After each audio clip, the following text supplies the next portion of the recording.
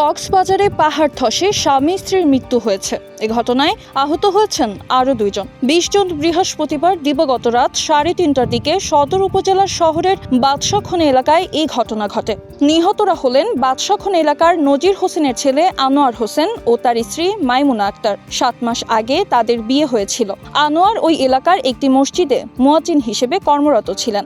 নিহত আনোয়ারের স্বজন আব্দুল্লাহ বলেন, ভারী বৃষ্টিপাতে বাদশাখনায় পাহাড় ধসের ঘটনা ঘটে। এ সময় নিজ বাড়িতে ঘুমন্ত অবস্থায় মাটি চাপা পড়েন আনোয়ার ও তার স্ত্রী মাইমুনা। খবর পেয়ে ঘটনাস্থলে গিয়ে তাদের উদ্ধার করে হাসপাতালে নিয়ে গেলে জরুরি বিভাগের কর্তব্যরত চিকিৎসক মৃত ঘোষণা করেন। কক্সবাজার সদর থানার ওসি রকিবুজ্জামান বিষয়টি নিশ্চিত করেছেন। এর আগে গত বুধবার কক্সবাজারের উখিয়ায় রোহিঙ্গা ক্যাম্পে পাহাড় ধসে 9 রোহিঙ্গা ও স্থানীয় একজন নিহত হন। মারিয়া মায়া, নবীন নিউজ, ঢাকা।